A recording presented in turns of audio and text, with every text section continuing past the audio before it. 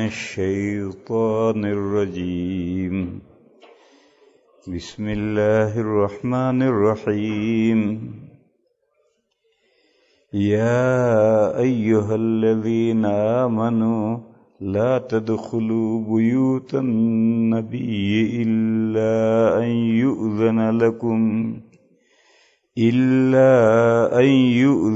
لكم إلى طعام غير ناظرين إناه ولكن إذا دعيتم فادخلوا فإذا طعمتم فانتشروا ولا مستأنسين لحديث إن ذلكم كان يؤذي النبي فيستحيي منكم والله لا يستحيي من الحق وإذا سألتموهن متاعا فاسألوهن من وراء حجاب ذلك أطهر لقلوبكم وقلوبهن وما كان لكم أن تؤذوا رسول الله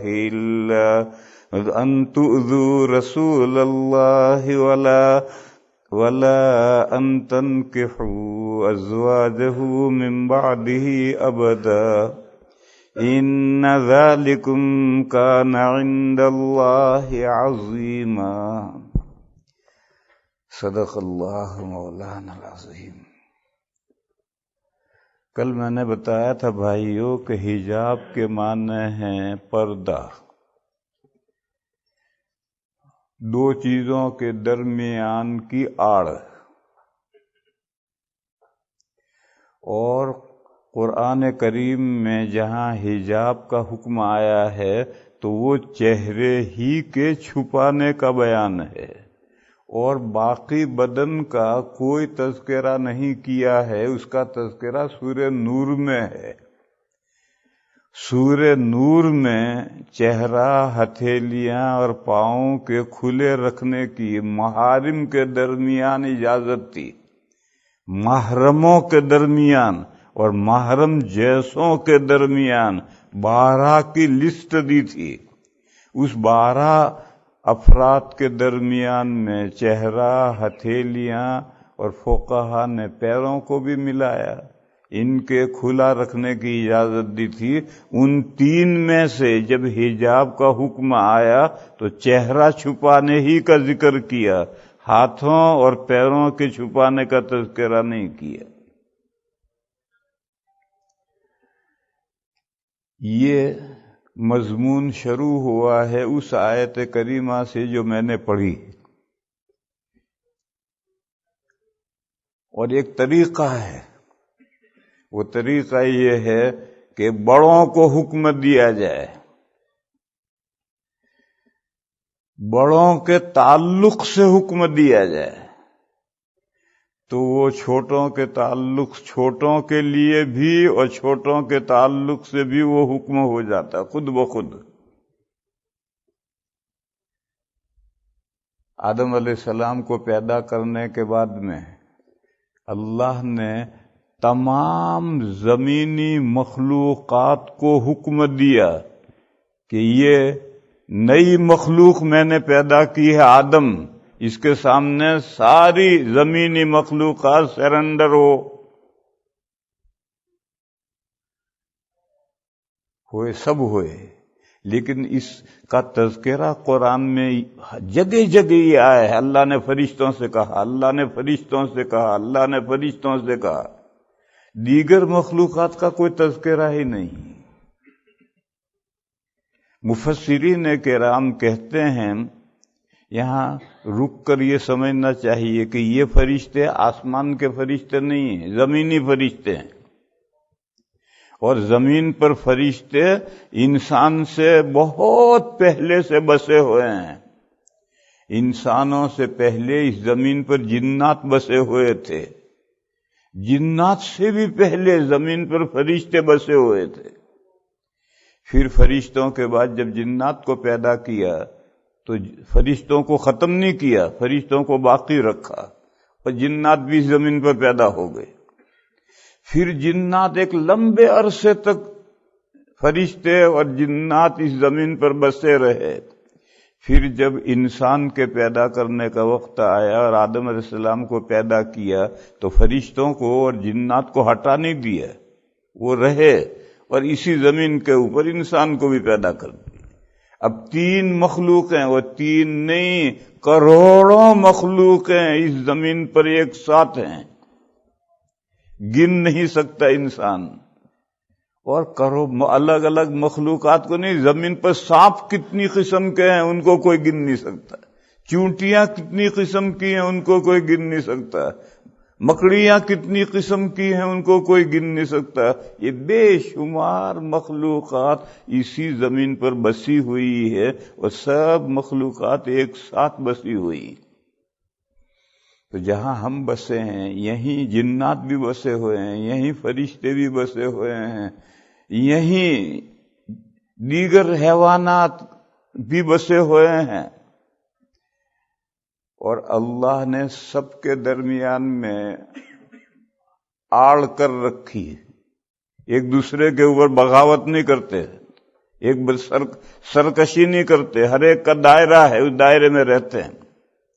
ہو سکتا ہے ہمارے مکان کے اندر دیوار کے اندر سانپ رہ رہا ہو. ہمارے یہاں ایشیا میں تو مکان کچے مکانات ہوتے ہیں، پرانے زمانے کے مکانات ہوتے ہیں، دیوار جب مکان ڈھاتے ہیں تو دیوار میں سے سانپ نکلتا ہے، اور مکڑیاں اور چوہے اور پتہ نہیں کیا کیا مخلوقات ہیں، وہ بھی ہمارے گھر میں اور ہماری دیواروں میں رہ رہے ہیں، ہم بھی رہ رہے ہیں. کیا فرق پڑتا ہے؟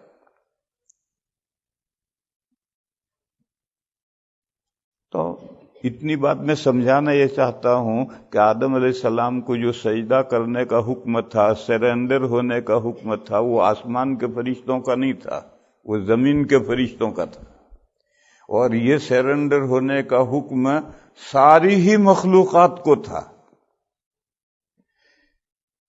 مگر قرآن میں جگہ جگہ فرشتوں کا تذکرہ آیا ہے. جب ہم نے فرشتوں سے کہا سجدہ کرو، ہم نے فرشتوں سے کہا سجدہ کرو، سب نے سجدہ کیا، ابلیس نے نہیں کیا. تو اب لوگ کہتے ہیں کہ ابلیس کو تو اللہ نے حکم ہی نہیں دیا تھا، فرشتوں کو حکم دیا تھا، ابلیس نے سجدہ نہیں کیا تو کیا حرج ہے؟ تو پھر اس کے طرح طرح سے جواب دینے پڑتے ہیں. مگر سورہ کہف میں ہے کہ ابلیس نے سجدہ نہیں کیا، فَفَسَقَ عَنْ أَمْرِ رَبِّهِ، وہ اپنے پروردگار کے حکم سے آؤٹ گیا.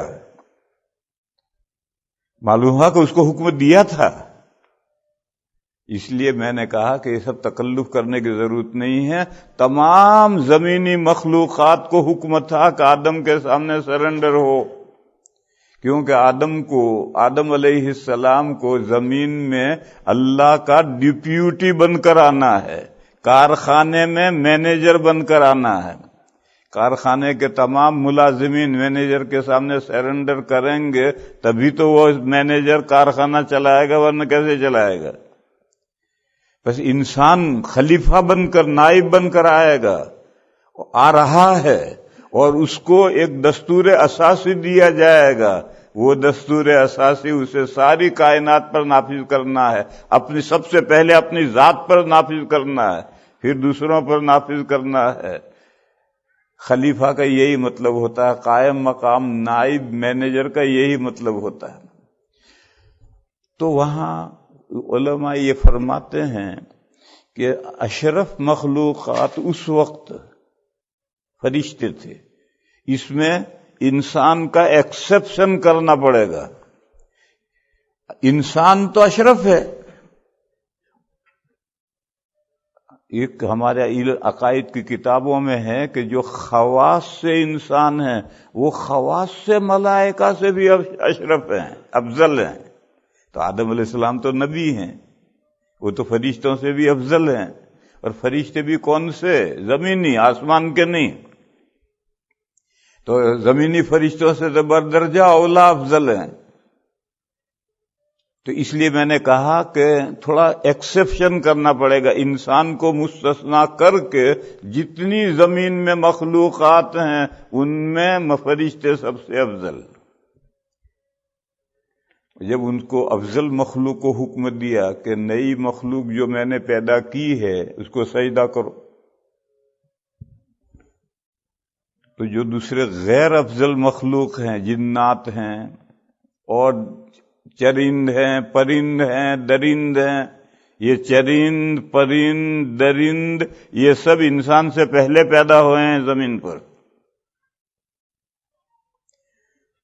قرآن کریم میں ہے کہ جب آدم علیہ السلام کے 2 لڑکوں میں سے ایک لڑکے نے دوسرے لڑکے کو قتل کیا، قابیل نے حابیل کو قتل کیا۔ قابل یہ لڑکا تھا اور نہایت ناقابل تھا، نام تو قابل تھا اس کا لیکن تھا بڑا ناقابل۔ جب اس نے قتل کیا تو پہلی لاش ہوئی، اب اس لاش کو کیا کرنا؟ تو قرآن میں ہے فبعث اللہ غرابا، اللہ نے ایک کوا بھیجا۔ کتابوں میں لکھتے ہیں 2 کوے آئے، لڑے، ایک نے دوسرے کو مار دیا، پھر ایک نے پیروں سے زمین ہٹا کر کے اس کو اپنے مرے بھائی کا دوسرے کوے کو مرے ہوئے کو لا کے ڈالا، پھر پیروں سے مٹی کر دی، یہ سب ایسی ہی بات ہے۔ قرآن کہتا فبعث اللہ غرابا، ایک کوا اللہ نے بھیجا، اور اس کوے نے آ کر زمین کورید کر کے انڈیکیٹر دی، اشارہ دیا کہ اس طرح زمین کھود کر کے اپنے بھائی کی لاش کو چھپا۔ تو وہ سر پکڑ کر بیٹھ گیا کہ میرے اندر تو اس کوے جتنی بھی عقل نہیں ہے۔ یہ قرآن کریم میں ہے۔ مجھے تو اس میں یہ بتانا ہے کہ کوے انسان سے پہلے پیدا ہوئے ہیں، اور کوے ہی نہیں، تمام چرند، پرند، درند سب انسان سے پہلے پیدا ہوئے ہیں، انسان تو بعد میں پیدا ہوا ہے، کیونکہ اس کائنات کا دلہا انسان ہے۔ اور لونڈے کی شادی کرنی ہوتی ہے تو دلہن کے آنے سے پہلے کمرہ سجا دیا جاتا ہے، سب تیار کر دیا جاتا ہے، ضروری سامان کر دیا جاتا ہے۔ بس انسان جب اس کائنات کا دلہا ہے تو اس کے پیدا کرنے سے پہلے اللہ نے آسمان و زمین اور تمام مخلوقات کو پیدا کیا، اور آسمان کو مزین کر دیا، زمین کو بچھونا بنا دیا، بارشیں شروع ہو گئی، کھیتیاں شروع ہو گئی، زمین میں سے گھاسیں اگنا شروع ہو گئی، پھر بعد میں انسان پیدا ہوا ہے۔ تو اس وقت اس انسان کا ایکسیپشن کرو، بقیہ جتنی مخلوقات زمین پر ہیں ان میں سے اشرف فرشتے ہیں۔ جب اللہ نے ان کو حکمت دیا کہ آدم کو نئی مخلوق کے سامنے جھکو، تو دوسری جو چھوٹی مخلوق ہیں ان کو تو بدرجہ اولا یہ حکم ہے کہ اس کے سامنے جھکو۔ اور سورہ کہف میں صراحت ہے کہ یہ شیطانوں کو، جنات کو بھی یہ حکمت تھا، اور جنات کو جب حکمت تھا تو جنات سے چھوٹے درجے کی جو مخلوقات ہیں سب کو حکمت ہے۔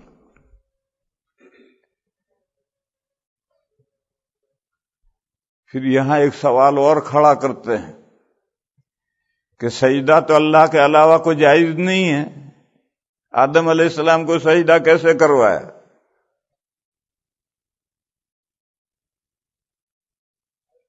تو اس کا جواب وہ ہے جو حضرت شاہ ولی اللہ صاحب علیہ الرحمہ نے اور قاضی بیضاوی کے حوالے سے، حضرت شاہ ولی اللہ صاحب علیہ الرحمہ نے قاضی بیضاوی کے حوالے سے حجت اللہ البالغہ میں مطلب بیان کیا ہے ایک آیت کا۔ وہ آیت ہے سورہ احزاب کی، إِنَّا عَرَضْنَا الْأَمَانَةَ عَلَى السَّمَاوَاتِ وَالْأَرْضِ وَالْجِبَالِ فَأَبَيْنَ أَن يَحْمِلْنَهَا وَأَشْفَقْنَ مِنْهَا وَحَمَلَهَا الْإِنسَانُ إِنَّهُ كَانَ ظَلُومًا جَهُولًا۔ امانت، تکلیف شرعی، ذمہ داری، رسپانسبلٹی اللہ نے پیش کی آسمانوں کے سامنے، زمین کے سامنے، پہاڑوں کے سامنے، تو انہوں نے امانت اٹھانے سے انکار کر دیا اور سہم گئے، ڈر گئے، ہمارے بس کا نہیں ہے اس امانت کو اٹھانا۔ تو یہ امانت کس طرح پیش کی تھی، تکلیف شرعی کس طرح پیش کی تھی؟ ایسا نہیں تھا جیسے ہم ٹوکرے میں گھاس دانہ لے کر بھینسوں اور بکریوں کے سامنے پیش کرتے،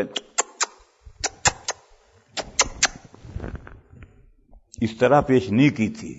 قاضی بہزادی رحمت اللہ علیہ نے تفسیر میں لکھا تھا کہ اللہ نے امانت کو ان مخلوقات کے ایبیلٹی کے ساتھ کمپیئر کیا، موازنہ کیا کہ اس امانت کے اٹھانے کی ان مخلوقات میں صلاحیت ہے یا نہیں، تو دیکھا کہ ان مخلوقات میں قطعاً صلاحیت نہیں ہے۔ انکار کرنے کا یہ مطلب ہے، ورنہ اللہ کی کوئی مخلوق اللہ کے حکم سے انکار نہیں کر سکتی سوائے بعض انسانوں کے۔ کثیر من الناس تو انکار کرتے ہیں، باقی کوئی مخلوق اللہ کے حکم سے انکار نہیں کر سکتی۔ آسمانوں نے، زمین نے، پہاڑوں نے کیسے انکار کر دیا؟ تو انکار کرنے کا مطلب ہے اس امانت، رسپانسبلٹی، تکلیف شرعی کو برداشت کرنے کی ان بڑی بڑی مخلوقات کے اندر ایبیلٹی نہیں پائی، کمپیئر کرنا۔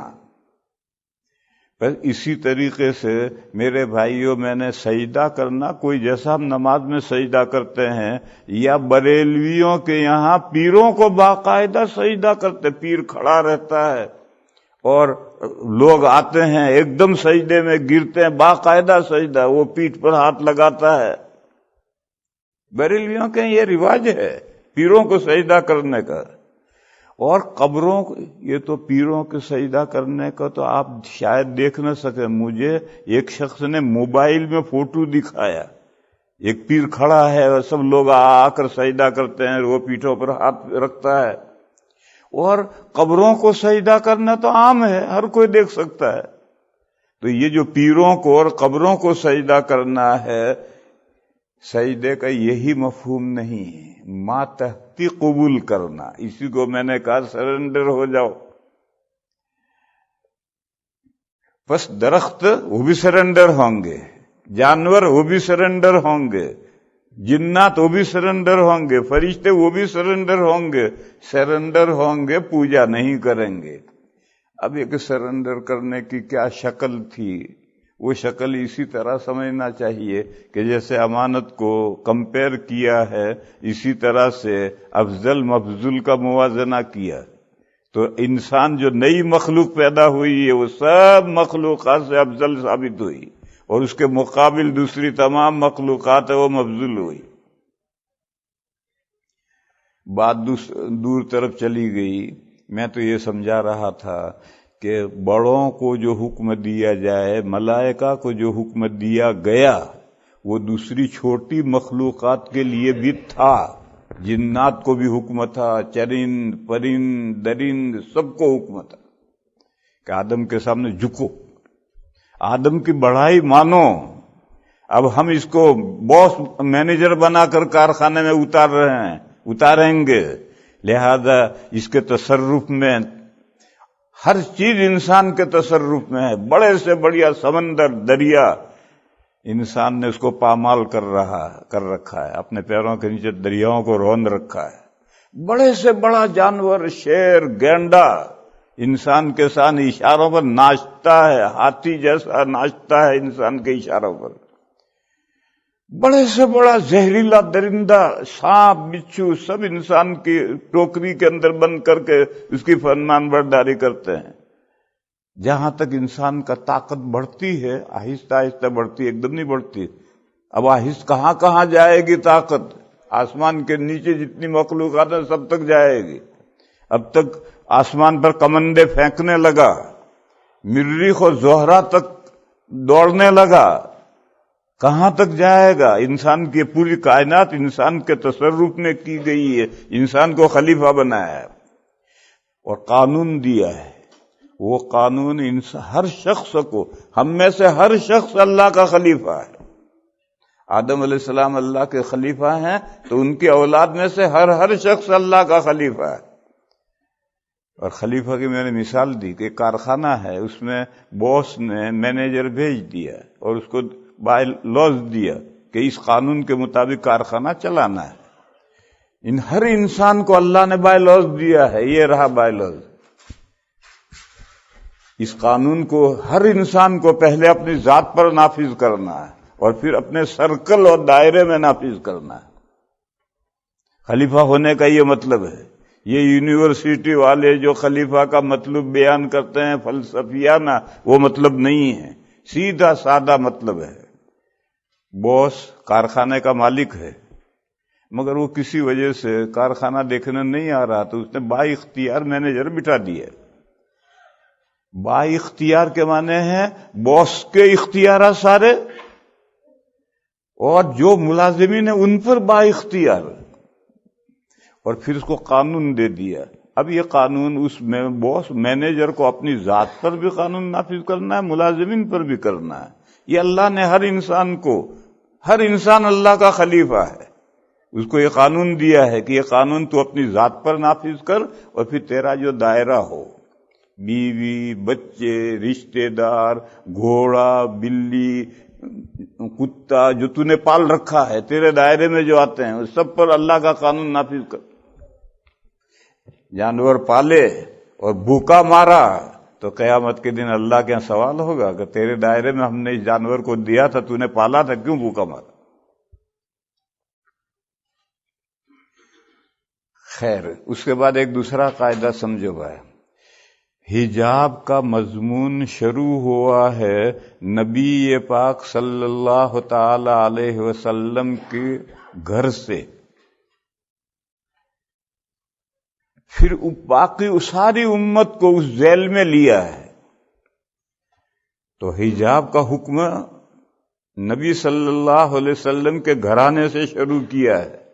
سب سے پہلے حضور کی بیویوں کو احکام دیے ہیں پردے کے، پھر ان احکام میں مومنین کو بھی لے لیے، پھر حضور کو جو احکام پردے کے دیے ہیں وہ مضمون شروع کیا ہے نبی پاک صلی اللہ تعالی علیہ وسلم کے حقوق سے۔ حضور کی بیویوں کے حجاب کا مسئلہ حضور کے حقوق سے شروع کیا ہے، پھر حضور کے حقوق جو ہیں وہ بھی نیگیٹو پازیٹو دونوں طرح کے حقوق بیان کیے، یہاں سے مضمون شروع ہوا ہے۔ اب اگر ہر مضمون کو میں کھولوں گا تو بات بہت لمبی ہو جائے گی، لہذا شارٹ چلیں تاکہ جلدی سے منزل پر پہنچیں۔ فرمایا، اے وہ لوگوں جو ایمان لائے ہو، نبی صلی اللہ علیہ وسلم کے گھروں میں مت جایا کرو۔ یا ایھا الذین آمنوا لا تدخلوا بیوت النبی،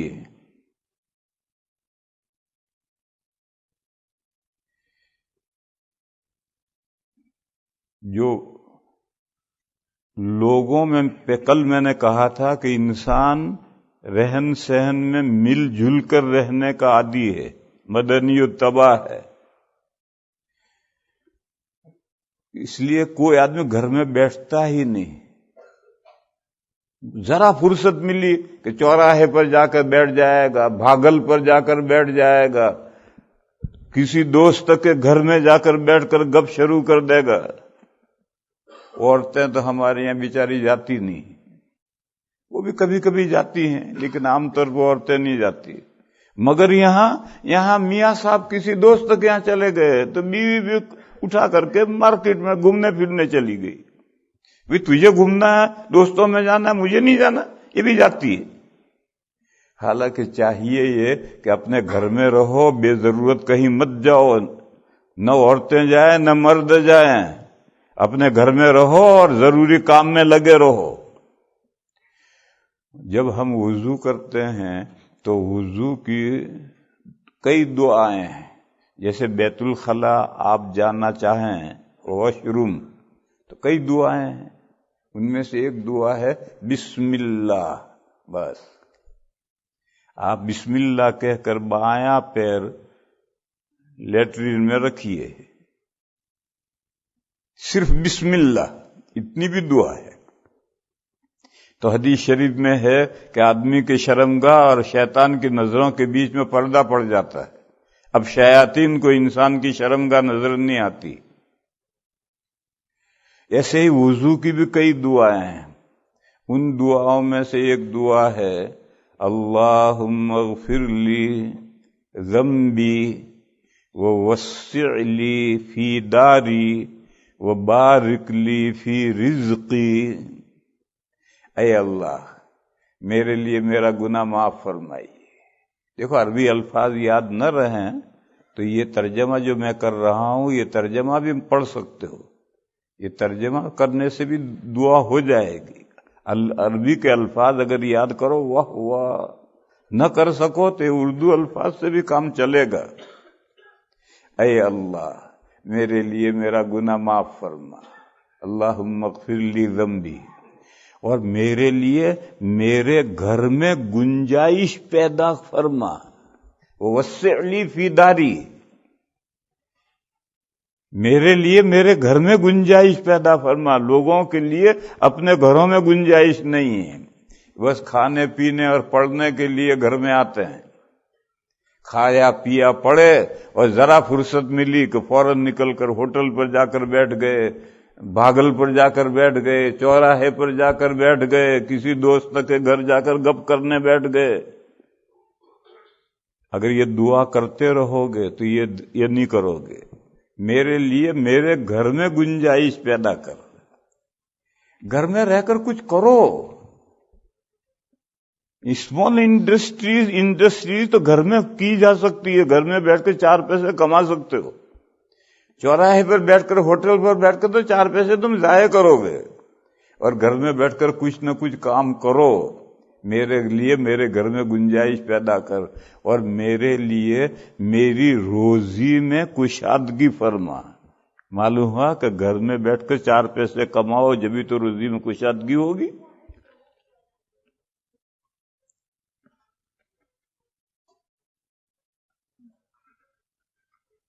تو یہ دعا اس لیے سکھلائی گئی ہے کہ لوگ خواہ وقت ضائع کرتے ہیں. اور صرف عام مسلمان ہی وقت ضائع نہیں کرتے، مولوی بھی کرتے ہیں.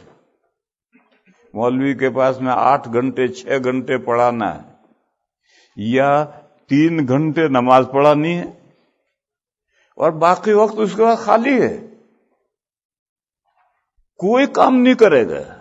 ارے بہت سی چھوٹی چھوٹی صنعتیں گھروں کے اندر کی جا سکتی ہیں، وہ 4 پیسے گھر میں رکھ کے کما سکتے ہیں، مگر نہیں کمائے گا، ادھر ادھر بھٹکے گا، موبائل لے کر ادھر مارے گا، اور پھر شکایت کرے گا محتمم تنخواہ تھوڑی دیتا ہے، کمیٹی تنخواہ تھوڑی دیتا ہے، ہمارا گزارا نہیں چلتا.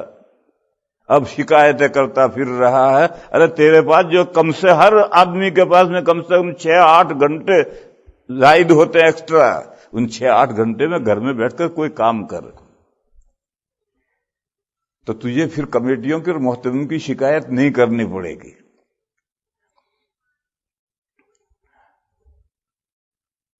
تو عام مسلمانوں کے بھی لیے یہی ہے. لیکن لوگ بڑوں کے یہاں، اور بڑوں کے یعنی بہت بڑوں کے یہاں خواہ پہنچ جاتے ہیں. بھئی کیوں آئے؟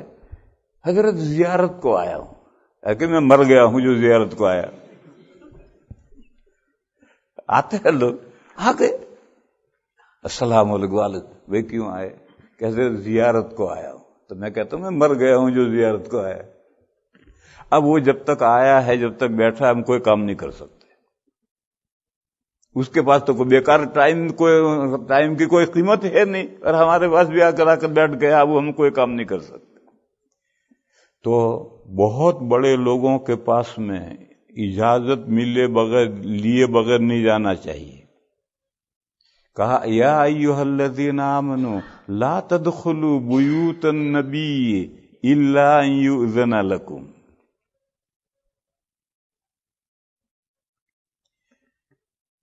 بے بلائے مت جاؤ، بغیر اجازت کے مت جاؤ۔ ہاں اجازت تمہیں دی لو اور اجازت مل جائے تو پھر جا سکتے ہو، تو وہ پہلے سے تیار ہوگا اور جس کام کے لیے گئے ہو اتنا کام کر کے چلے آؤ۔ نبی پاک صلی اللہ تعالی علیہ وسلم سے کائنات میں کوئی بڑا نہیں، تو حضور کے حقوق بیان کیے جا رہے ہیں کہ اے وہ لوگوں جو ایمان لائے ہو، نبی کے گھروں میں بے اجازت مت جایا کرو، مان نہ مان میں تیرا مہمان، دھمکا بیٹھا ہے جاتا ہی نہیں، نہ خود بیکار بیٹھا ہے اور نہ ہمیں کام کرنے دیتا ہے، تو فرمایا اجازت کے بغیر مت جاؤ۔ اجازت مثلا کھانے پر مدعو کیا ہے، الا یؤذن لکم الی طعام، کھانے پر مدعو کیا ہے، جب مدعو کیا ہے تو پرمیشن ہو گیا۔ تو فرمایا کہ اگر تمہیں کھانے پر مدعو کیا ہے تو یہ پرمیشن ہے، ضرور کھانے پر جاؤ، مگر کھانا رواج ہے 11 بجے کھانا کھلانے کا دوپہر کو، اب تم جا کر 8 بجے بیٹھ گئے، السلام علیکم، کیوں بھئی آئے؟ حضرت آپ نے دعوت دی، ارے دعوت اللہ کے بندے 11 بجے دی ہے، کھانے کا عرف ہے 11 بجے آنے کا ہے، تو 8 بجے آ کر بیٹھ گیا، اب ہم کوئی کام نہیں کر سکتے۔ تو فرمایا غیر ناظرین انہ الا یؤذن لکم الی طعام، اگر کھانے پر مدعو کیا گیا تو جاؤ، لیکن غیر ناظرین انہ، اس کے پکنے کے انتظار میں پہلے سے جا مت بیٹھو۔ فرمایا ان ذالکم کان یؤذی النبی فیستحیی منکم،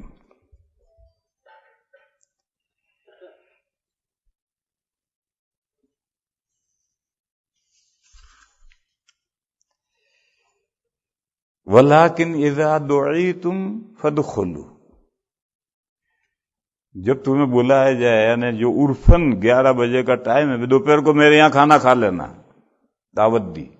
اب دوپہر کو کھانا کھانے کا عرف میں کتنے بجے کھانا کھایا جاتا ہے، اس وقت ہی تو جانا ہے، لہذا جب تمہیں بلایا جائے اس وقت جاؤ، لیکن اذا دعیتم فادخلوا، کھا لیا، کھانا کھانے کے بعد میں جاؤ، کھانے پر ہی تو بلایا تھا، یہاں بیٹھ کر گپ کرنے کے لیے تھوڑی بلایا تھا، کھانا کھا کر فارغ ہوئے جاؤ۔ ولیکن اذا دعیتم فادخلوا فاذا طعمتم فانتشروا، منتشر ہو جاؤ۔ ولا مستانسین لحدیث، باتوں میں جی لگا کر کے بیٹھے ہیں، کس کے ساتھ؟ صاحب خانہ کے ساتھ نہیں، آپس میں گپ کر رہے ہیں۔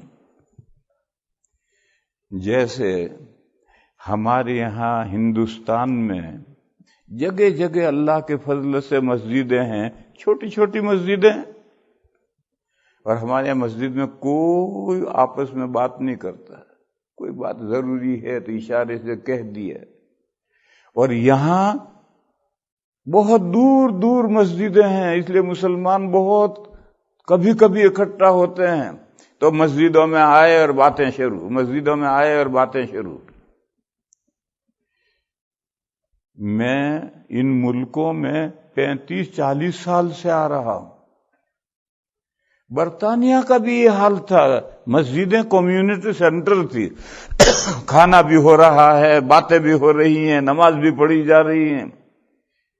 اس ملک میں بھی یہی حال تھا، سمجھایا، الحمدللہ اب برطانیہ میں تو پورا قابو ہو گیا، مسجدیں الگ ہیں اور پیسیج الگ کر دیا ہے، جس کو باتیں کرنی ہو پیسیج میں جاؤ، مسجد کا جو ایریا ہے اس میں باتیں نہیں۔ یہاں بھی الحمدللہ یہ سلسلہ قابو میں آ گیا ہے، مگر نماز سے پہلے تو قابو میں آیا ہے، نماز ختم ہوتے ہی باتیں شروع ہو جاتی۔ برطانیہ میں بھی میں نے دیکھا کہ نماز ختم ہوتے ہی باتیں، مسجد کے اندر ہی، نماز سے پہلے کوئی نہیں بولتا۔ یہاں بھی یہاں کا حال وہاں سے بہتر ہے، یہاں بھی نماز کے بعد باتیں شروع ہوتی ہیں، ارے بھائی باتیں کرنی ہے تو وہ پیسیج بنا رکھا ہے، اس پیسیج میں آ جا کر جو باتیں کرنی ہو کرو، مسجد میں کیوں باتیں کرو؟ لیکن اس آپ کے پڑوسی ملک امریکہ میں چلے جاؤ، وہاں مسئلہ قابو میں ہے ہی نہیں، وہاں سب مسجد میں سب کچھ ہوتا ہے، مسجد اور کمیونٹی سینٹر میں کوئی تصور الگ الگ نہیں ہے، چند بڑی بڑی مسجدیں ہیں، ان بڑی بڑی مسجدوں میں بھی بیٹھے بیٹھے لوگ باتیں کرتے ہیں، گپ کرتے رہتے ہیں۔ تو یہ جو آپس میں باتیں ہوتی ہیں، یہ کہا جب کھانا کھا چکے جاؤ، اب بیٹھ کر آپس میں باتیں مت کرتے رہو۔ جو بڑا آدمی جس نے دعوت کی ہے اس کے ساتھ کوئی بات کرنی ہے وہ الگ مسئلہ ہے، وہ تو ایک وقت حسب ضرورت بات ہوگی، کر کے جاؤ، لیکن آپس میں جو باتیں گپ شروع ہوگی تو اس کی تو کوئی آخر ہی نہیں ہے۔ تو فرمایا کہ جب کھا چکو تو جاؤ، ولا مستأنسین لحدیث ان ذالکم کان یؤذی النبی فیستحیی منکم، یہ جو تم بیٹھے بیٹھے آپس میں باتیں کر رہے ہو، اللہ کے رسول کو اس سے تکلیف پہنچ رہی، مگر وہ تمہارا شرم لحاظ کرتے ہیں، وہ تمہیں کہتے نہیں ہیں کہ بھئی چلے جاؤ، شرم لحاظ کرتے ہیں۔ واللہ لا یستحیی من الحق، اللہ تعالیٰ ضروری بات بیان کرنے میں کوئی شرم لحاظ نہیں کرتے، بس اللہ نے حکم دیا ہے کہ نبی کے گھر میں کھانا کھا کر فارغ ہو کر بیٹھے مت رہو، اس سے صاحب کھانا کو پریشانی ہوتی۔ یہ سب آیتیں نازل ہوئی ہیں سن 5 ہجری میں، حضرت زینب بنت جحش رضی اللہ تعالی عنہا، جو نبی پاک صلی اللہ تعالی علیہ وسلم کی پھوپھی ذات بہن تھی، اور حضور کے مولا حضرت زید بن حارثہ کے نکاح میں تھی، میاں بیوی میں نباہ نہیں ہوا تو حضرت زید نے ان کو طلاق دے دی۔ طلاق کے بعد عدت گزری، عدت کے بعد اللہ کا حکم آیا کہ ہم نے حضرت زینب سے آپ کا نکاح کر دیا، چنانچہ حضور نے ان سے باقاعدہ دنیا میں بھی نکاح کیا، اللہ نے نکاح کر دیا، یہ تو تقدیر میں لوح محفوظ میں اللہ کے علم میں جو بات طے تھی اس کی اطلاع کی، لیکن دنیا دار الاسباب ہے، یہاں دنیا میں بھی نکاح ہوا۔ پھر نکاح ہو کر جب دلہن حضور کے گھر آئیں تو ولیمہ کیا حضور نے، اور اتنا بڑا ولیمہ حضور نے کسی بیوی کا نہیں کیا۔ کتنا بڑا؟ ایک بکری ذبح کی۔ اتنا بڑا ولیمہ حضور نے کسی بیوی صاحبہ کا نہیں کیا۔ حضرت زینب کا سب سے بڑا ولیمہ ہے، اس میں ایک بکری ذبح کی ہے حضور نے۔ پھر کھایا کتنا نے؟ عرب میں ایک تو بکریاں چھوٹی چھوٹی ہوتی ہیں، پھر ایک بکری کو 10 آدمی بہت اطمینان سے چٹ کر جاتے ہیں۔ جب کھانا پک کر تیار ہوا تو حضور نے حضرت ابو ہریرہ سے کہا وہاں راستے پر جا کر کھڑے ہو جاؤ، اور جو ملے اس سے کہو حضور کے ولیمہ ہے، کھانے کی دعوت ہے، چل۔ جو وہاں سے گزرے اس کو بلاتے رہیو، دعوت کے لیے دعوت دے کر کھانے کے لیے بھیجو۔ جب 50 کی تعداد پوری ہو جائے تو چلے آئیے۔ تو کھڑے ہو گئے، جو ملا اسے بیچ دیا۔ یہ الا یؤذن لکم کو سمجھا رہا میں کہ اجازت دی جائے۔ بہت بڑے آدمی کے یہاں باقاعدہ دعوت دی جا رہی ہے، اور دعوت نامے چھپ رہے ہیں اور گھر گھر تقسیم ہو رہے ہیں، بہت بڑے آدمی کے اس کی ضرورت نہیں ہے، اس کے یہاں تو ٹکڑا مل جائے یہی غنیمت ہے، وہی تبرک ہے۔ تو حضور نے کسی کو دعوت نہیں دی، حضرت ابو ہریرہ کو راستے میں کھڑا کر دیا اور کہا جو گزرے اس سے کہو کھانے پر چل، کھانے پر چل، اور جب 50 آدمیوں کی تعداد پوری ہو جائے چلے آئیے۔ تو 50 تو یہ کھائے، اور دوسرے جو وہاں ہوں گے گھر 9 تو گھر تھے حضور کے، اتنے آدمیوں نے وہ ایک بکری کھائی تھی۔ اس موقع پر کھا کھا کر لوگ چلے گئے. 3 آدمی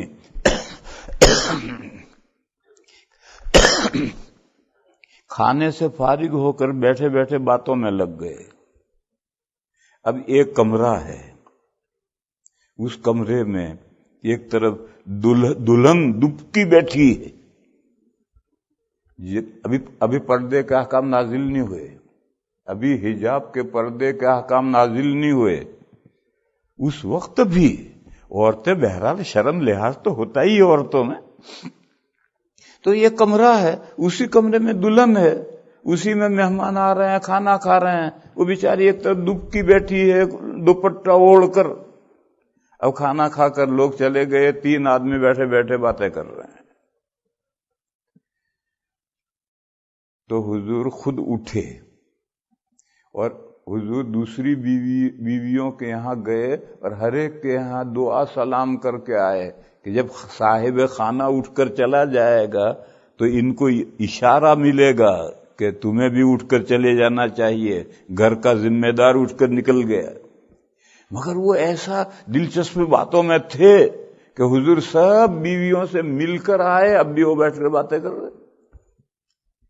حضور واپس آئے، آ کر دیکھا اب بھی باتیں کر رہے، تو پھر حضور پھر اٹھے اور پھر اٹھ کر کے پھر بیوی صاحبان کے یہاں دوسروں کے یہاں گئے. اب جب حضور دوسری مرتبہ گئے تو ان کو احساس ہوا اور یہ اٹھ کر چلے گئے. اور حضور نکل کر کے حضرت عائشہ کے گھر تک پہنچے اور حضرت انس نے پیچھے سے جا کر اطلاع کی کہ یا رسول اللہ وہ 3 آدمی چلے گئے. تو حضور لوٹ کر آئے. اس وقت یہ آیتیں نازل ہوئی ہیں اور حضور نے تشریف لا کر دروازے پر پردہ ڈال دیا. حضرت انس بھی باہر، یہ خادم ہیں، حضرت انس خادم ہیں اور 15 سال کے ہو چکے ہیں. 10 سال کی عمر میں وہ حضور کی خدمت میں آئے ہیں اور حضرت زینب سے نکاح 5 ہجری میں ہوا ہے. 5 ہجری میں ہوا ہے تو یہ 15 سال کے ہو گئے ہیں. تو 15 سال کا لڑکا ہو گیا، پردہ ہے. اب یہ باہر رہ گیا، حضور نے پردہ ڈال دیا. تو اس موقع پر یہ آیت نازل ہوئی کہ بیٹھ کر باتیں مت کرتے رہو، اس سے نبی کو تکلیف پہنچتی ہے. نبی تمہارا لحاظ کرتا ہے، کہتا نہیں ہے، ٹوکتا نہیں ہے، مگر اللہ 2 ٹوک بتلاتے ہیں. اللہ تعالی کوئی شرم لحاظ نہیں کرتے. اب پردہ ڈال دیا. وَإِذَا سَأَلْتُمُوهُنَّ مَتَاعًا فَاسْأَلُوهُنَّ مِنْ وَرَاءِ حِجَابٍ. فرمایا اگر تمہیں حضور کی بیویوں سے کوئی چیز مانگنی ہے تو پردہ تو ڈال دیا حضور نے. اب پردے کے باہر ادھر اوٹ میں رہو، باہر رہو اور پردے کے پیچھے سے مانگو. یہ عورت گھر میں ہے تو گھر میں اسے برقع اوڑھ کر کے نقاب ڈال کر نہیں رہنا. عورت گھر میں جس طرح سے ہے رہے، اس کا گھر ہے، کیواڑ بند ہے، دروازے پہ پردہ ہے.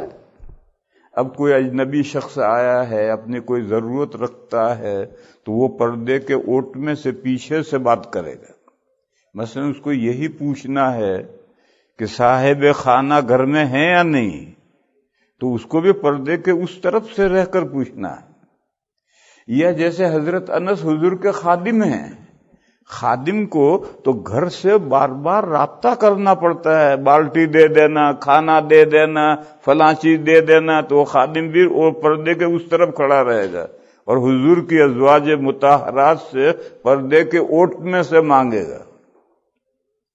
فرمایا وَإِذَا سَأَلْتُمُوهُنَّ فَاسْأَلُوهُنَّ مِنْ وَرَاءِ حِجَابٍ ذَلِكَ أَطْهَرُ لِقُلُوبِكُمْ وَقُلُوبِهِنْ. کہا یہ جو پردے کے اوٹ سے تم حضور کی ازواج سے مانگ رہے ہو، حضور کی ازواج امہات المومنین ہیں، مگر امہات المومنین ہیں 2 مسئلوں میں. ایک جیسے ماں سے نکاح حرام ہے، ازواج مطہرات سے بھی امت کا نکاح حرام ہے.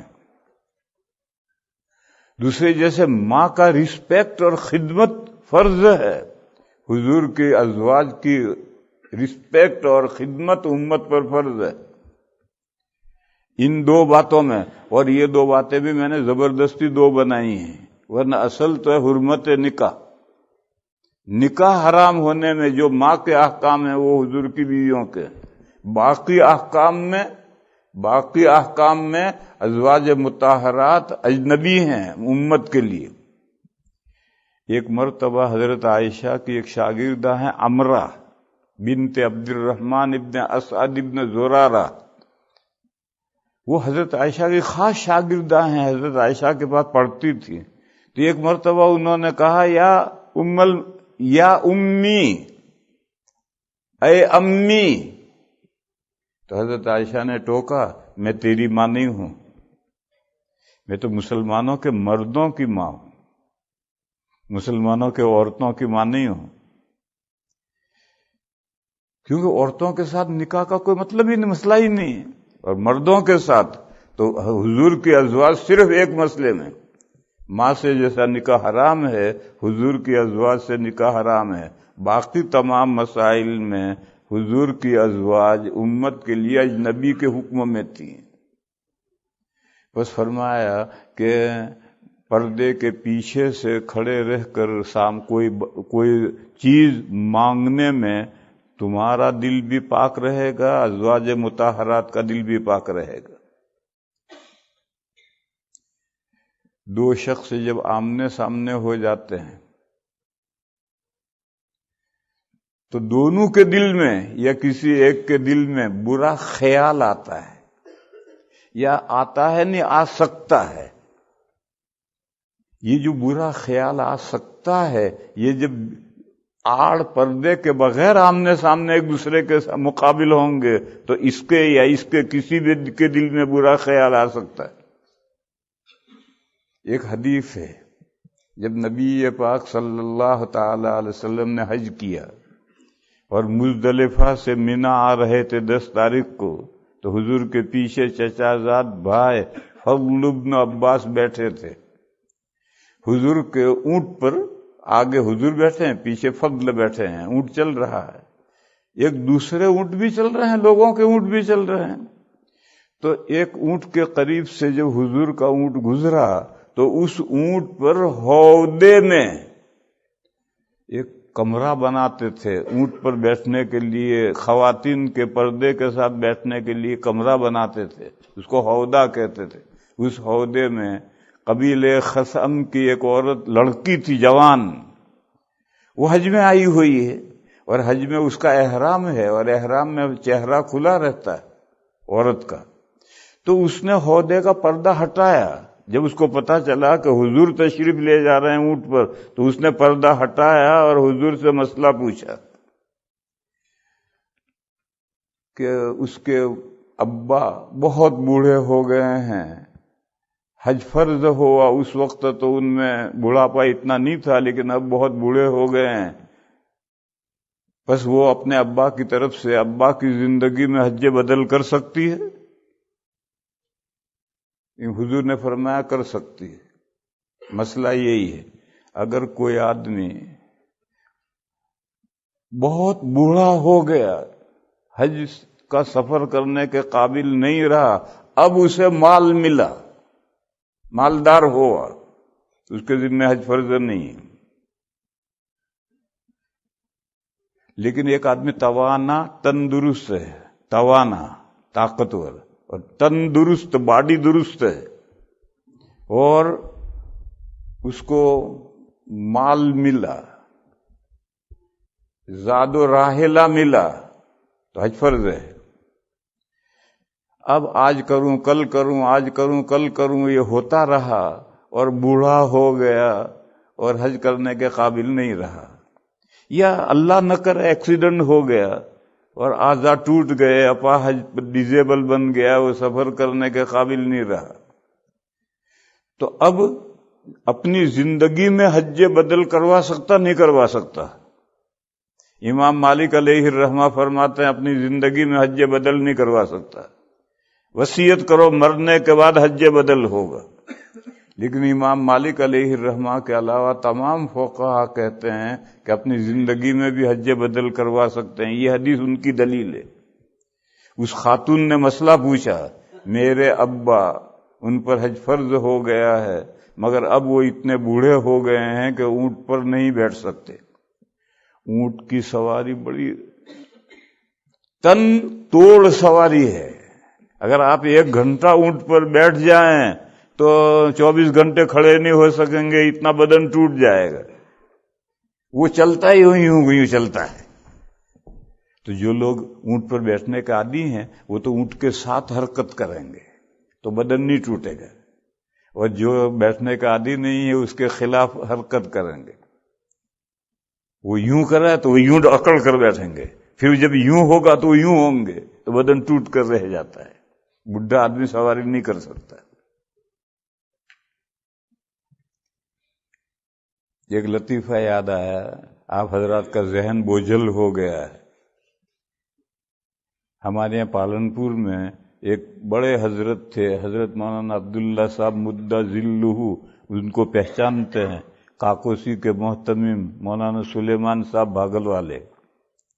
ہمارے یہاں پالنپور میں مارواڑ سے گرمیوں میں مارواڑی اونٹ لے کر کے مزدوری کرنے آتے ہیں. ہمارے یہاں پالنپور میں اونٹ نہیں ہوتے، مارواڑ سے آتے ہیں. تو مولانا سلیمان صاحب نے ایک مارواڑی سے کہا مجھے اونٹ پر بٹھا.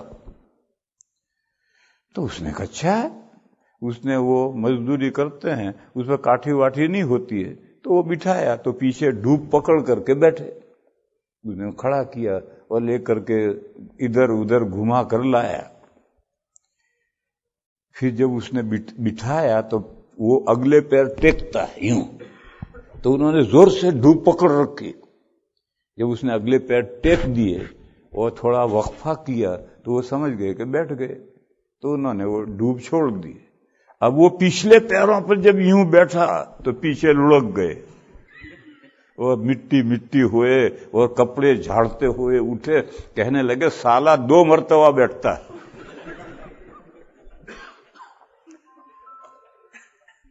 تو چلتا بھی ایسے ہی ہے.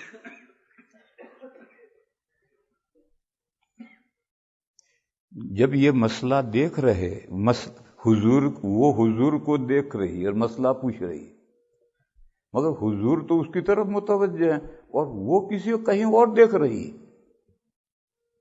تو حضور سمجھ گئے. پیچھے فضل بیٹھے تھے، وہ اس کو دیکھ رہے اور وہ اس کو دیکھ رہی، مسئلہ حضور سے پوچھ رہی. تو حضور نے یوں ہاتھ کر کے سر گھما دیا، فضل کا ہاتھ کر کے فضل کا سر گھما دیا. اب ادھر دیکھنے کے بجائے ان کا منہ ادھر کر دیا. بعد میں چچا نے پوچھا تو حضور نے فرمایا لونڈیا بھی جوان تھی، لونڈا بھی جوان تھا، مجھے خطرہ ہوا کہ شیطان اس کے دل میں کوئی برائی ڈال دے یا اس کے دل میں کوئی برائی ڈال دے، اس لیے میں نے اس کو تو گھما نہیں سکتا، تو مسئلہ پوچھ رہی ہے اور وہ احرام میں ہے، اس کو چہرہ کھلا رکھنا ضروری ہے، اس کو دیکھنے کی کیا ضرورت ہے. مسئلہ سمجھ لو. جہاں عورت کے لیے مجبوری ہو بدن کھولنے کی تو اب پردہ کرنا مردوں کے ذمہ ہو جاتا ہے. مرد نظریں پھیریں، اصل پردہ تو عورت کے ذمہ ہے. لیکن اگر عورت کے لیے کوئی مجبوری ہے، اس کو چہرہ کھولنا ہے، بدن کھولنا ہے، تو اب پردہ کرنا مردوں کے ذمہ ضروری ہو جاتا ہے. چنانچہ حضور نے فضل کا یوں منہ گھما دیا. میں تو یہ سمجھا رہا ہوں کہ اگر 2 چہرے آمنے سامنے ہوں گے تو کسی کے بھی دل میں برا خیال آ سکتا ہے، اور بیچ میں حجاب ہے، آڑ ہے، ایک پردے کے اس طرف ہے، ایک پردے کے اس طرف ہے، تو کوئی برائی کا خیال نہیں آئے گا. مگر اس میں بھی ایک شرط ہے، برائی کا خیال نہ آنے کے لیے ایک شرط ہے. وہ شرط یہ ہے کہ عورت پردے کے پیچھے سے اجنبی مرد سے لچکدار آواز میں گفتگو نہ کرے، کڑک آواز میں گفتگو کرے تو برا خیال نہیں آئے گا. اور اگر نرم لہجے میں عورت نے بات کی تو پردے کے پیچھے سے بھی برا خیال آ سکتا ہے. اس لیے حکم یہ ہے کہ زنانی آواز میں، لچکدار آواز میں گفتگو مت کرو، کڑک آواز میں گفتگو کرو۔ اولاً تو عورت کو اجنبی مرد سے گفتگو کرنی ہی نہیں ہے۔ آج کل ایک مصیبت آئی ہے، کسی کو فون کرو تو سب سے پہلے عورت اٹھاتی ہے، اور وہ رابطہ کر کے پوچھا آپ کون ہیں، کہاں رہتے ہیں، کب پیدا ہوئے ہیں، کب مریں گے، پوری بایوگرافی پوچھے گی۔ پھر اس کے بعد میں وہ اپنے شوہر بھی اس کا وہیں بیٹھا ہے، اب وہ فون شوہر کو دے گی، لے بڑوا تیرا فون ہے سن، اور یہ بھی ہمیں سنائی دیتا ہے کہ وہ اپنے شوہر سے یہ کہہ رہی ہے، وہ بھی ہم سن رہے ہیں۔ یہ ایک مصیبت آ گئی ہے اس زمانے میں، جب سے فون آئے ہیں۔ کسی کو فون کرو تو پہلے عورت اٹھاتی ہے، دنیا بھر کی تفصیلات پوچھتی ہے۔ ارے بھئی فون آیا ہے، گھر میں صاحب خانہ نہیں، اٹھاؤ اور کہو گھر میں صاحب خانہ نہیں ہے، رکھ دو، وہ دوسرے وقت میں رابطہ کرے گا۔ لیکن جب مزیدار لچکدار باتیں شروع کرو گے تو برائی کا خیال تو پیدا ہو گئی، اور اگر چہرے آمنے سامنے ہیں تو چاہے نہ بولو، برائی کا خیال پیدا ہو جائے گا۔ تو فلا فرمایا ذالک اطہر لقلوبکم وقلوبہن، یہ بات پردے کے اوٹ میں سے رہ کر کوئی چیز مانگنا ازواج امہات المومنین سے، اس میں دونوں کے لیے قلوب کی صفائی ہے۔ اب میرے بھائیو سنو، اصل حکم ہے وَمَا كَانَ لَكُمْ أَن تُؤْذُوا رَسُولَ اللَّهِ، تمہارے لیے مناسب نہیں ہے کہ اللہ کے رسول کو ستاؤ۔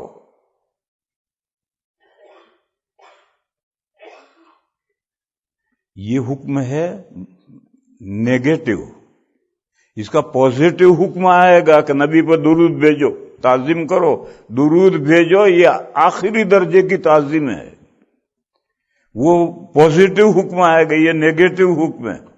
وَمَا كَانَ لَكُمْ أَن تُؤْذُوا رَسُولَ اللَّهِ،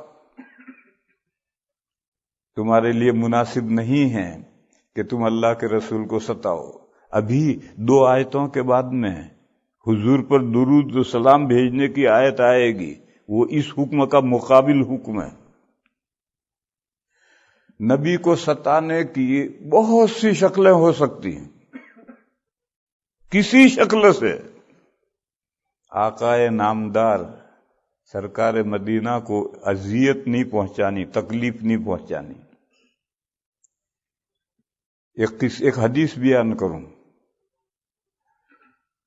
جب حضور نے شاہان عجم کو دعوت اسلام کے خطوط لکھے تو ایران کے بادشاہ کو بھی خط لکھا۔ یہ خط گیا، اس سے پہلے 3 باتیں پیش آئی تھی، خط پہنچنے سے پہلے 3 باتیں پیش آئی تھی۔ ایران کے بادشاہ نے خواب دیکھا تھا کہ اس کے محل کی 14 چھوٹی چھوٹی برجیاں گر پڑی۔ یہ خواب ہے، خارج میں نہیں گری۔ اگر کسی کتاب میں لکھا خارج میں گری تو غلط ہے، اور البدایہ والنہایہ میں صراحت ہے کہ بادشاہ نے خواب دیکھا تھا، خواب میں 14 برجیاں گر پڑی، آنکھ کھل گئی۔ یہ کوئی اچھا خواب نہیں ہے، اپنے محل کی برجیوں کا گر جانا یہ تو برا خواب ہے۔ جیسے کہتے ہیں نا، ایک بادشاہ نے خواب دیکھا اس کے سارے دانت گر گئے، کافر بادشاہ یا کوئی بھی بادشاہ تھا، تو دانتوں کا گر جانا خواب میں یہ کوئی اچھا خواب نہیں۔ تو اس نے ایک بندے کو جو تعبیر جانتا تھا بلایا، بھئی میں نے یہ خواب دیکھا ہے، کیا تعبیر ہے؟ اس نے کہا آپ کی ساری اولاد آپ کے سامنے مر جائے گی۔ تو بڑا غصہ آیا بادشاہ کو، جیل میں بند کر دیا۔ پھر دوسرے تعبیر دینے والے کو بلایا، بھئی میں نے یہ خواب دیکھا ہے۔ اس نے کہا آپ اپنی ساری اولاد سے زیادہ جئیں گے۔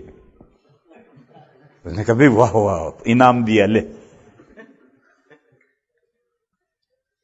ماموں کو ماموں جان کہو تو ڈالر ملے، اور باپ کا سالا کہو تو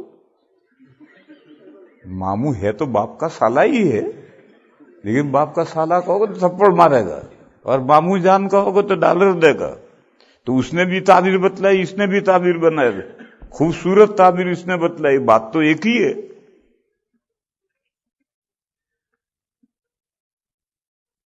تو ایک تو بادشاہ نے خواب دیکھا کہ اس کے محل کی 14 برجیاں گر گئی. دوسرا عالم خارجی کا واقعہ تھا. ایران والے مجوسی آگ کو پوجتے تھے، اور آگ ان کا جو بڑا مندر تھا اس میں 1000 سال سے کنٹینیوس آگ جل رہی تھی. ایک دن ایک دم آگ بجھ گئی، بغیر کسی ریزن اور بغیر سبب کا آگ بجھ گئی. تو جو سب سے بڑا پجاری تھا اس نے بادشاہ کو اطلاع کی کہ ایک دن اچانک آگ بجھ گئی، یہ بھی نحوست ہے. اور جو فوج کا کمانڈر ان چیف تھا موبدان، اس نے خواب دیکھا کہ ایران کے گھوڑے اور عرب کے اونٹ آمنے سامنا مقابلہ ہو رہا ہے. تو گھوڑے دباتے ہیں لیکن وہ اونٹ دباتے چلے آ رہے ہیں اور گھوڑے پیچھے جا رہے ہیں. آنکھ ختم ہوئی، خواب ختم ہوا. یہ خواب بھی برا ہے. گھوڑے ایران کی طرف ہیں اور اونٹ عرب کی طرف سے، ایران اور عرب کا بارڈر لگا ہوا ہے. تو اونٹ جو ہیں دباتے آ رہے ہیں اور گھوڑے پیچھے ہٹ رہے ہیں. تو اس نے بادشاہ نے دربار بلایا، پورے ملک کے سربراہ لوگوں کو بلایا، کیونکہ اس نے ایک خواب دیکھا ہے، ایک مندر کے پجاری نے واقعہ دیکھا ہے، ایک موبدان نے خواب دیکھا ہے. اسی مجلس میں حضور کا نامہ پہنچا ہے، خط پہنچا ہے. تو بوکھلایا ہوا تو تھا ہی، وہ خوابوں سے واقعات سے بوکھلایا ہوا تو تھا ہی. اب حضور کا خواب پہنچا، خط پہنچا کہ مسلمان ہو جا تیری حکومت محفوظ رہے گی، اور اگر مسلمان نہیں ہوا تیری حکومت جائے گی. اب اس نے اس خط کو ان کے واقعات کے ساتھ جوڑا اور اس کو غصہ آیا اور اس نے پھاڑ کر پھینکا. وہ چمڑے پر لکھا ہوا تھا، آدھا پھٹا، سارا نہیں پھٹا.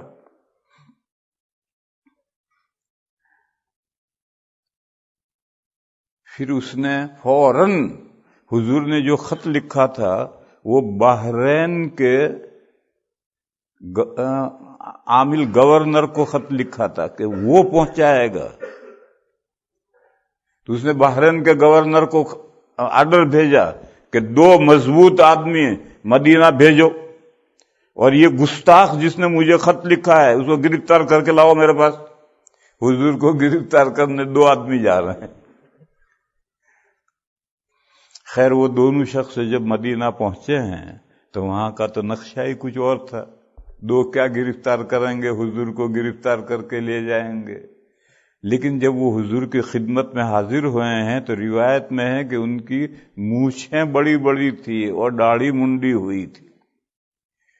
تو ان کی شکلیں دیکھ کر حضور کو اتنی نفرت آئی کہ حضور نے چہرہ پھیر لیا اور فرمایا ویلکما من امرکما بہذا، تمہارا ناس ہو، تمہیں ایسی چہرہ بنانے کو کس نے کہا؟ تو انہوں نے کہا امرنا ربنا، ہمارے لارڈ نے ہمیں کہا ہے، یعنی ہمارے یہاں کا کلچر ہے، اس لیے ہم نے مونچھیں رکھ رکھی ہیں، داڑھی منڈ رکھی.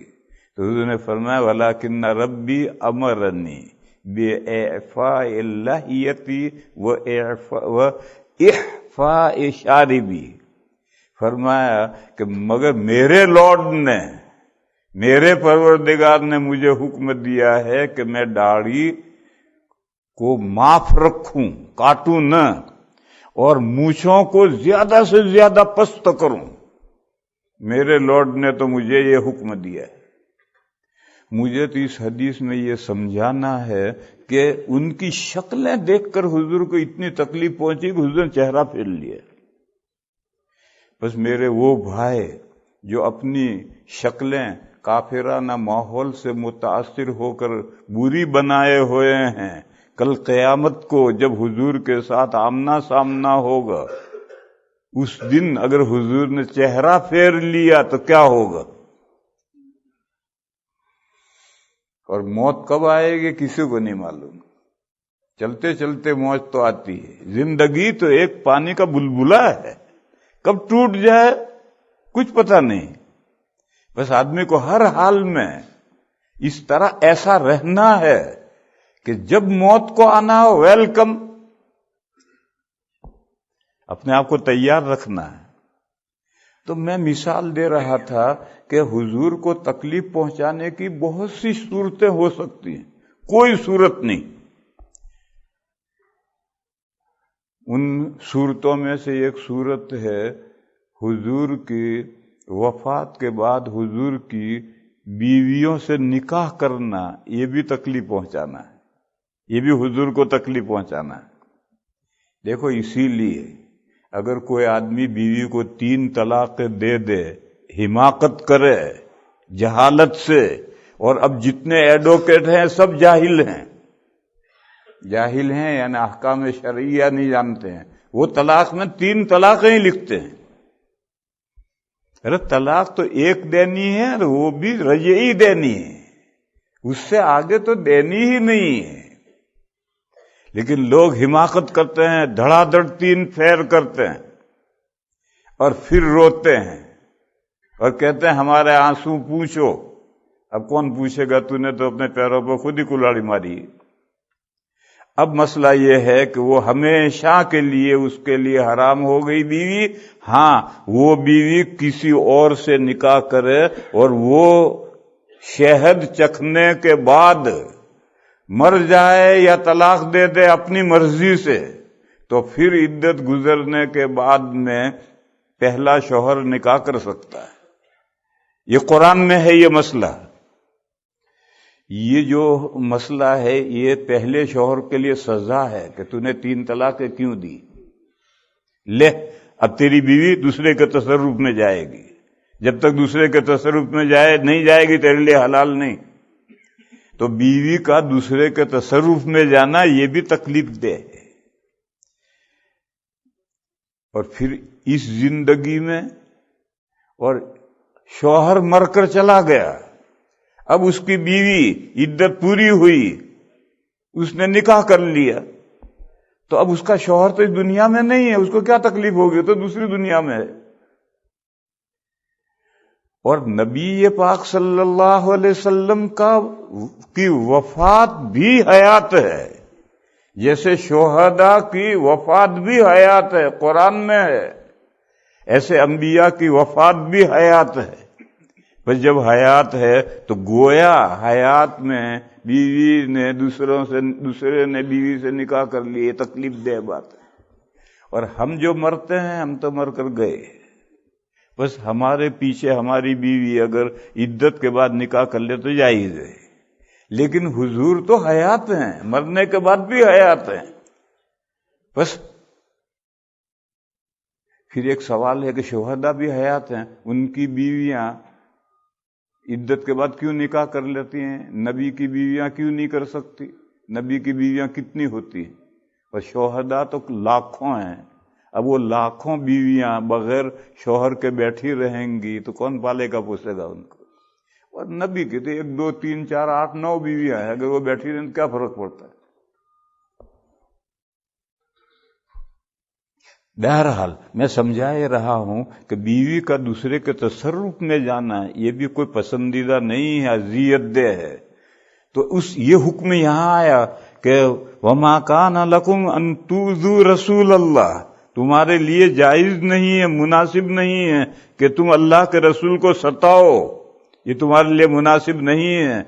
وَلَا أَن تَنكِحُوا أَزْوَاجَهُ مِن بَعْدِهِ أَبَدًا، اور نہ تمہارے لیے یہ جائز ہے کہ حضور کے دنیا سے گزرنے کے بعد تم کبھی بھی حضور کی ازواج سے نکاح کرو، یہ حکم یہاں اس لیے آیا ہے کہ یہ حضور کو تکلیف پہنچانے کی ایک صورت ہے۔ ان ذالکم کان عند اللہ عظیما، حضور کی بیویوں سے امتی کا نکاح کرنا، صرف حضور نہیں، کسی بھی نبی کا، کسی بھی نبی کی وفات کے بعد اس کی بیوی سے امتی کا نکاح نہیں ہو سکتا۔ اللہ کے نزدیک یہ بہت بڑی بھاری بات ہے، اس لیے ممانعت کی۔ یہ ممانعت اس جگہ کیوں آئی؟ نبی کی تعظیم ضروری ہے، نبی کی تعظیم پازیٹو نیگیٹو دونوں طرح سے ضروری ہے۔ یہ نیگیٹو ہے، ایسی حرکتیں مت کرو جس سے نبی کو تکلیف پہنچے۔ اب آگے حکم آئے گا کہ ڈائریکٹ پازیٹو نبی کے اوپر درود بھیجو۔ درود کے معنی ہے آخری درجے کے رسپیکٹ کرو، تعظیم کرو، یہ حکم مقابلے میں آئے گا۔ اور یہ نیگیٹو حکم آیا کہ نبی کو کسی طرح سے تکلیف مت پہنچاؤ۔ پھر اس کے بعد میں ازواج مطہرات کو کہا اجنبی، ازواج مطہرات سے کوئی چیز مانگے تو پردے کی اوٹ میں کھڑا رہ کر مانگے۔ وَإِذَا سَأَلْتُمُوهُنَّ مَتَاعًا فَاسْأَلُوهُنَّ مِنْ وَرَاءِ حِجَابٍ۔ اور ازواج مطہرات کے پاس کون جا سکتا ہے، گھر میں کون جا سکتا ہے؟ تو فرمایا وَلَا جُنَاحَ عَلَيْهِنَّ فِي آبَائِهِنَّ، ازواج مطہرات کے باپ، جیسے حضرت حفصہ کے ابا حضرت عمر، ان کے بیٹے یعنی حضور کے علاوہ پہلے شوہر سے بیٹے، ان کے بھائی، ان کے بھتیجے، ان کے بھانجے، اور مسلمان عورتیں اور مسلمان اور باندیاں چاہے غیر مسلم ہوں، یہ جا سکتے اندر۔ تو اجنبی باہر کھڑا رہے گا پردے کے اوٹ میں، اور یہ جو محارم ہیں یا محارم جیسے ہیں یہ جا سکتے اندر۔ یہ ایک پہلو سے حکم دیا نبی کی تعظیم کا کہ نبی کو تکلیف مت پہنچاؤ۔ پھر اب دوسرے پہلو سے حکم دیا جا رہا کہ نبی پر درود بھیجو۔ درود کس کو کہتے ہیں؟ درود فارسی لفظ ہے، عربی لفظ نہیں ہے۔ عربی لفظ ہے صلاح۔ صلاح کے معنی سہیلی رحمت اللہ علیہ نے الروض العنف میں بیان کیے ہیں، اور وہ حضرت مولانا ادریس صاحب کاندھلوی قدس سرہ نے مشکات کی شرح التعلیق الصبیح میں کتاب الصلاح کے شروع میں نقل کیے ہیں کہ صلاح کے معنی ہیں غایت انعطاف، آخری درجے کا میلان، غایت انعطاف، اس کے لیے عربی میں لفظ ہے صلاۃن، اللہ کا حضور کی طرف آخری درجے کا میلان، یہ حضور کا اللہ پر درود بھیجنا ہے۔ ان اللہ و ملائکتہ یصلون علی النبی، اللہ اور اللہ کے فرشتے اس نبی پر درود بھیجتے ہیں، یعنی اللہ کا آخری درجے کا میلان ہے۔ اور 2 رکوع پہلے یہ آیت آئی ہے یا ایھا الذین آمنوا اذکروا اللہ ذکرا کثیرا وسبحوہ بکرۃ واصیلا هو الذی یصلی علیکم وملائکتہ لیخرجکم من الظلمات الی النور۔ اللہ تعالیٰ اور فرشتے مومنین پر درود بھیجتے ہیں تاکہ مومنین کو تاریکیوں سے نکال کر لائٹ میں لائیں۔ یصلی علیکم یعنی اللہ مومنین کی طرف بے حد مائل ہیں، غایت انعطاف، اور بندے جب اللہ کی طرف آخری درجے کے متوجہ ہوتے ہیں، اس کا نام صلاح ہے، نماز ہے۔ یہ اقیم الصلاح جو ہے، یہ صلاح وہی لفظ ہے بندوں کا جو آخری درجے کا میلان اللہ کی طرف ہے، اور اس آخری درجے کا بھی آخری درجے میں میلان سجدے میں ہوتا ہے۔ بہرحال صلاۃ کے معنی ہے آخری درجے کا میلان۔ اور بعض الفاظ ایسے ہوتے ہیں کہ نسبتیں بدلنے سے معنی بدلتے ہیں. محبت لو، میاں بیوی کی محبت اس کا صورت اور ہے. ماں باپ کی اولاد کے ساتھ محبت اس کی صورت اور ہے. آدمی کا اللہ رسول سے محبت اس کی صورت اور ہے. آدمی کا کاروبار سے محبت اس کی صورت اور ہے. تو محبت لفظ ہے لیکن کہاں استعمال ہو رہا ہے؟ اس کے استعمال سے صورتیں بدلتی ہیں. تو صلاۃ کی بھی صورتیں بدلیں گے کہ بندے کی اللہ کے لیے صلاح، اللہ کی بندوں پر صلاح، اللہ کی اس نبی پر صلاح.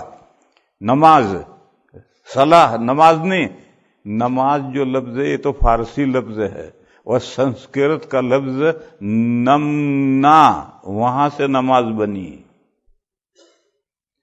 تو نماز تو ہم صلاۃ کا ترجمہ کرتے ہیں، ورنہ صلاۃ کے معنی تو ہیں غایت انعطاف، آخری درجے کا میلان.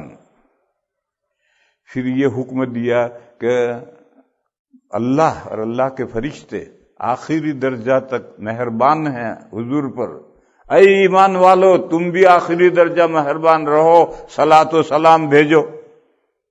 اب یہ دونوں طرح سے حکم آیا، نیگیٹو پازیٹو دونوں طرح سے حکم آ گیا. اللہ کے نبی کو مت ستاؤ اور نبی کے آخری درجے کی تعظیم کرو. پھر اللہ تعالیٰ حکم کو بڑھائیں گے اور بڑھا کر لے جائیں گے کہ نبی ہی کو نہیں، مومنین کو بھی مت ستاؤ.